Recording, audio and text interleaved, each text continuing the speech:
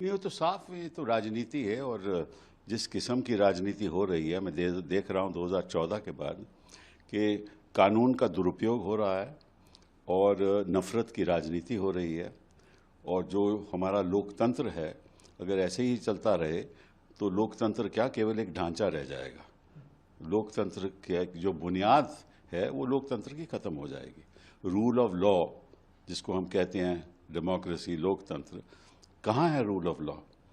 अभी इनको चार्जशीट करने का आज के दिन क्यों कर रहे हैं ये सब चार्जशीट? ये मामला तो कितना पुराना है। और कौन सा इन्होंने कोई जुर्म किया है? अरे भैया, जिस शख्स ने ये फाइल किया वो शेयर होल्डर तो नहीं है, और एजेएल ने तो कोई कंप्लेंट नहीं किया, कंपनी तो कोई कंप्लेंट नहीं किया। तो इनको क्या तकलीफ हो रही है? और कौन से प्रोसीड्स ऑफ क्राइम जिसको कहते हैं कि भाई जुर्म का जो पैसा है, कौन से जुर्म का पैसा इनके पास है? जो कंपनी है वो तो एक सेक्शन 25 कंपनी है, तो उसमें तो आपको कुछ ले ही नहीं सकते कंपनी से। वो जारी संपत्ति है, वो कंपनी की है। लेकिन इनका मकसद ये नहीं है। इनका मकसद जो पहले भी कर चुके हैं कि नफरत फैलाओ। जो भी इस देश में जो विपक्ष के लोग हैं, जो मंत्री हैं, चीफ मिनिस्टर हैं, उनके परिवार के लोग हैं, उनके ऊपर केस करो, दंगे फसाद करो, दंगे फसाद करके फिर लोगों के ऊपर केस करो, एफआईआर लगा के ईडी भेज दो, ईजी किसी प्रदेश में भी चले जाए, एफआईआर करने के बाद वहाँ अरेस्ट शुरू कर दो। और अगर कोई सिविल सर्वेंट है, और सिविल सर्वेंट किसी विपक्ष के सरकार के नीचे काम कर रहा है, उसको धमकाओ, और कोर्ट में जाकर ये कोशिश करो कि भाई कोर्ट आपके पक्ष में कोई फैसला दे दे। और असलियत तो यह है, अगर कोर्ट देश की जनता के प्रति खड़ी नहीं होगी, उनके जो अधिकार है उनके प्रति खड़ी नहीं होगी, ये जो चल रहा है उसके खिलाफ कोर्ट एटलीस्ट लोगों की सुनवाई नहीं करेगी, तब तक कुछ नहीं हो सकता।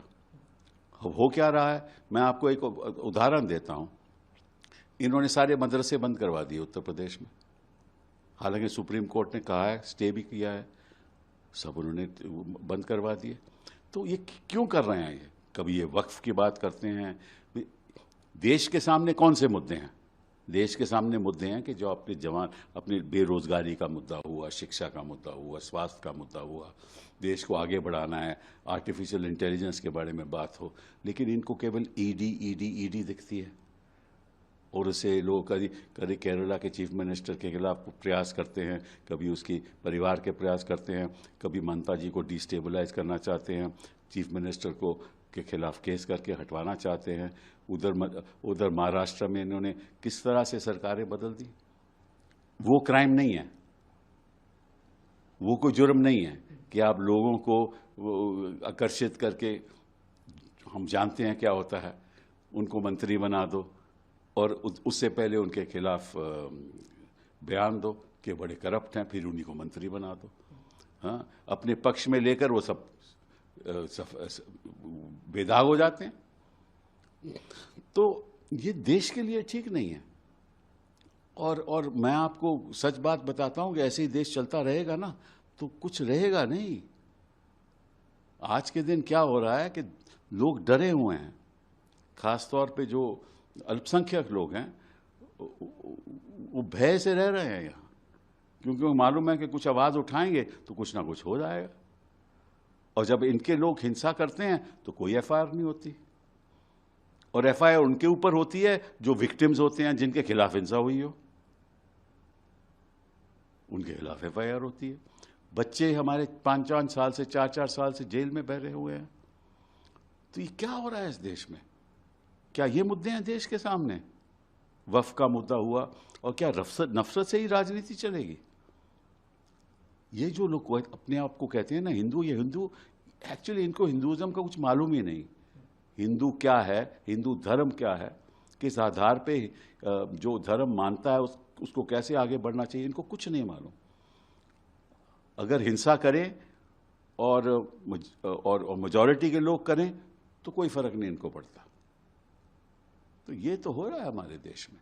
और मुझे ये नहीं समझ आई कि इनको क्या मतलब क्या प्रॉब्लम है इनको गांधी फैमिली के साथ।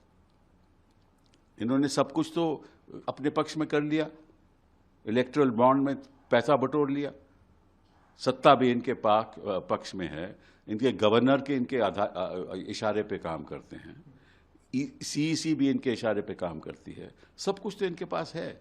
अब ये लोगों को जेल भी भेजना चाहते हैं, यही दिखाने के लिए कि अगर हमारे खिलाफ कुछ करोगे तो निश्चित रूप से यही आपका परिणाम होगा। सर, आपने तो यूपीए सरकार भी बहुत करीब से देखी है, उस वक्त के जो बीजेपी के बड़े लीडर्स थे उनको भी आपने देखा है।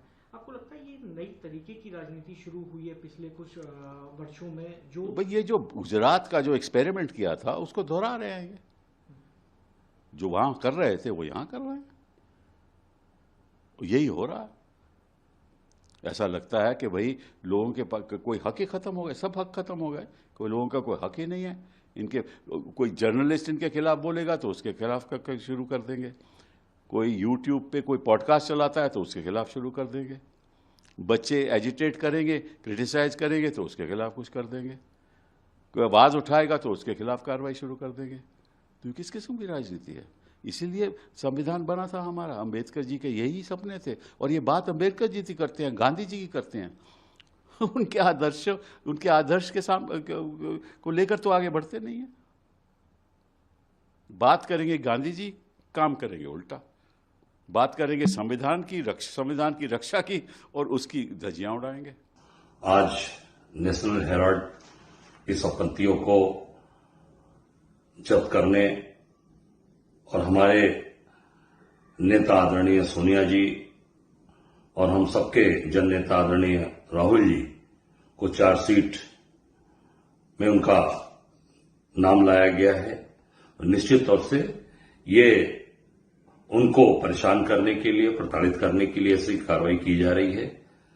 और निश्चित मैं इतना कहना चाहूंगा कि हमारे कांग्रेस का एक कार्यकर्ता पूरी ताकत के साथ, पूरी मजबूती के साथ राहुल गांधी के बब्बर शेर लड़ने के लिए तैयार हैं, और निश्चित तौर से हम सब लोग सरकार से दो हाथ करने के लिए तैयार हैं। आप सब जानते हैं कि जिस तरीके से हमारे नेता आदरणीय राहुल जी मजबूती से इस सरकार के खिलाफ लड़ रहे हैं, सड़क से लेकर सदन तक, और जैसा आपने देखा भी गुजरात में जो वहां पर पूरी ताकत के साथ हमारे नेता काम कर रहे हैं कांग्रेस को मजबूत करने के लिए गुजरात में, क्योंकि गुजरात सबसे कमजोर कड़ी है मोदी जी, अमित शाह जी की। वो परेशान हो चुके हैं गुजरात से, और आने वाला चुनाव बिहार का, बंगाल का, ये इसमें पूरी तरीके से ये भारतीय जनता पार्टी पूरी फंस चुकी है। केवल उनको रोकने के लिए, परेशान करने के लिए इस तरीके के कार्य किए जा रहे हैं।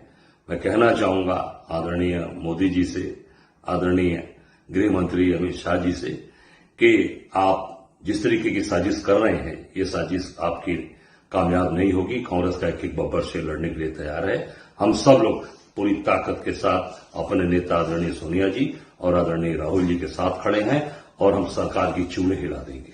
धन्यवाद।